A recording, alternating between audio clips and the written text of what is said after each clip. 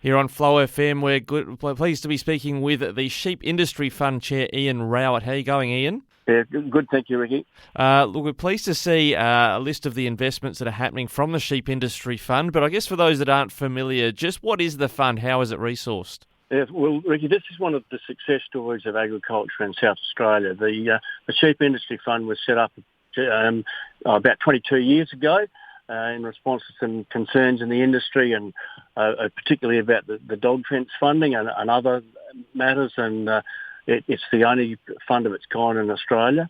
For each transaction that farmers sell a sheep or a lamb, there is a levy of 67 cents. 12 cents of which goes directly to the rebuild of the dog fence, which is really a major project taking place at the present time. Now, there'd been a significant investment in the dog fence in recent years by the government. There's still a lot of work to be done. I imagine the fund will just keep resourcing, working on sections of that, or is there some federal funding coming or has come along to help us along the journey? Well done. You've done your homework. There is state funding as well as federal funding and producer levy as well. So it was anticipated to be a 5-year project, and that's pretty well on track. Although, having said that, some of the costs will be a little bit higher than anticipated because of the inflationary pressures we see with building materials and fencing materials at the present time, but that's not going to impact on it too severely. Now, when you mentioned about inflationary pressures, I guess on the other side, though, the levy's had an increase in terms of its revenue. Is that purely because the price has been pretty good in recent years? Not in terms of the price, but in terms of the number of transactions. It is actually a transaction levy, and when we come off the drought a couple of years ago, we thought that the fund might contract because of a lesser number of stock around and lesser number of transactions. In fact, the opposite happened and surprised pretty well all of us with an increase of 13% of revenue 2 years ago and then another 10% this last financial year, which has really put the fund in a very strong situation with over $4 million of income. So it's really working very well. Yeah, in that area of about 3.76 million that's being allocated under this year's round of funding, we see the major spend is on foot rot management, 870,000 with biosecurity SA. With wetter conditions, I imagine that came closer to the forefront. Yes, it's a major problem in the south of the state.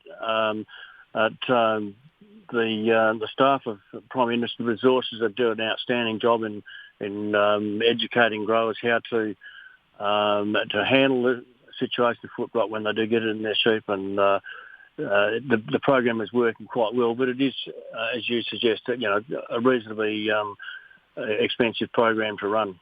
Yeah, and just on the biosecurity front, there's some initiatives going into farm biosecurity and endemic disease management, but everyone's probably had a heightened awareness because of the concerns about foot and mouth disease in Indonesia, and just to reinforce, Australia is still foot and mouth disease free. Yes, there certainly is a much greater awareness, and that's just a good thing. And I'd note that some of the measures going to be put in place for Adelaide Show are really going to help in the education program for that. But now, AMA is not going into any of that at the present time. The state and federal government are funding that at this time, but we certainly put a lot of money into making sure that the product that we supply to the consumer is clean and green as we can possibly get it, and there are a number of programs that come into that biosecurity program to make it successful. Yeah, one of the activators of that is going to be this agreement reached by the National Agriculture Ministers into traceability in sheep and goats, incidentally, but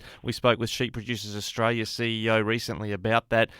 Is there a role that the Sheep Industry Fund plays in, I guess, funding initiatives to work towards that electronic traceability? We do supply a significant amount of funding for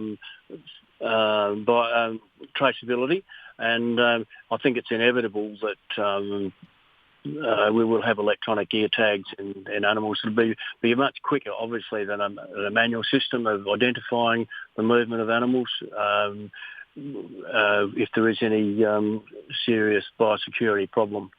Yeah, well, I guess that's the challenge. That's what Sheep Producers Australia flagged as well in terms of how the costs are borne of that. I guess in South Australia we do have this unique arrangement where, to some degree at least in the development phase, we've got a sheep industry fund that can contribute towards those sorts of initiatives.